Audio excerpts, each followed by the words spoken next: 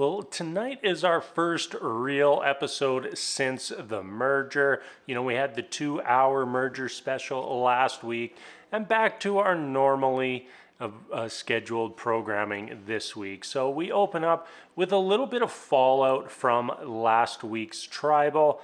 And it kind of still seems like a lot of the people in the tribe are still scrambling to try to figure out, where they are in the hierarchy, and who are their allies and who can they trust moving forward. That is pretty common as we go into the merger, and especially when those old tribal lines don't really seem to matter anymore. Sometimes those tribal lines linger for a lot longer, but most of them seem to have evaporated very, very quickly as we have merged into Kula Kula tribe.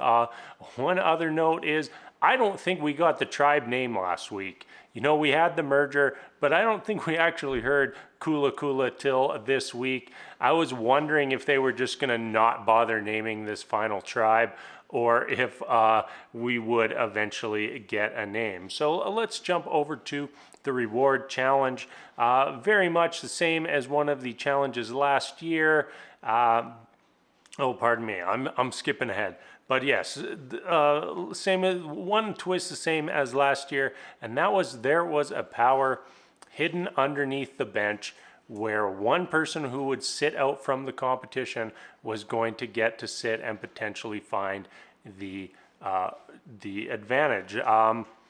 Last season, no one found it, but this season it played out very differently. So Marianne was chosen to sit out, but then Drea offers to switch with her, and Marianne jumps at the opportunity. Little does she know that Drea was about to add another advantage to her stash of 50 other advantages that she's racked up this year. I don't even know what all she has. She's got an idol, an extra vote, I don't know, something else, this new power. That's pretty much as many powers as everyone else on the cast has. In the actual challenge, it really looked like Omar was going to be the hero of the day as he drained 4 out of 5 shots in a row, only to have to turn and see Jonathan step up for his team and drain 5 shots in a row for the win. Moving on from there, we got a little bit of time with the tribe, and Omar is really in the middle of everything. He's part of the big group that's kind of running the show right now, and also still is managing to keep really strong connections with all the outcasts in the tribe that is really allowing for him to be fed tons and tons of information.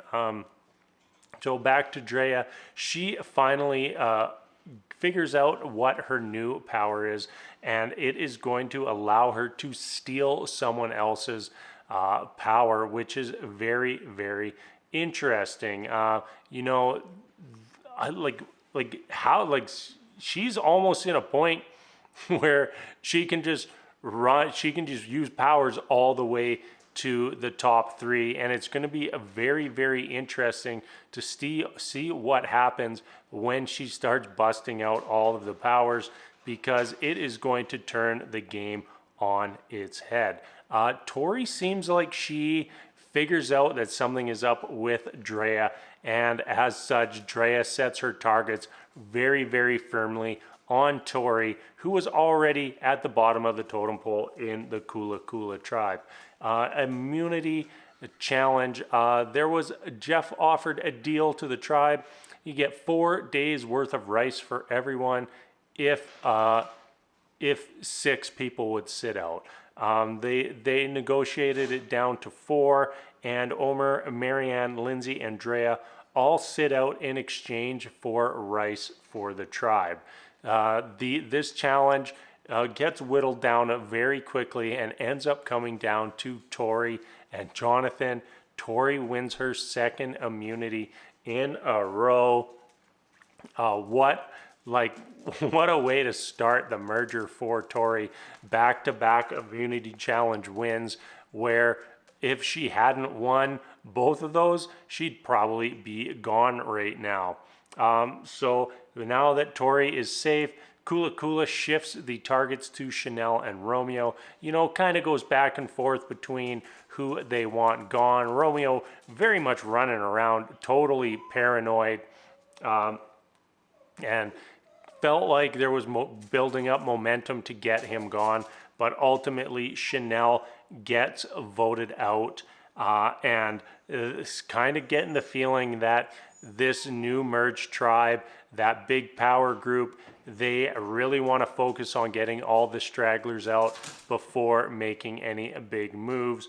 Which, if someone like Jonathan or Drea is on that big group and gets down to, even say like 6-7 players left, very strong possibility that either of them could just run the table, whether it be, Jonathan winning a bunch of challenges in a row, or Drea just strategically using all of her powers to, just propel her to the end.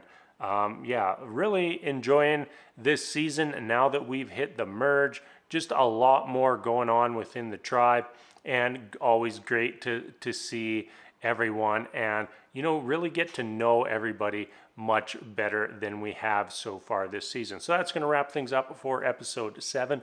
As always, everybody, thank you so much for watching. And until next time, we will see you later.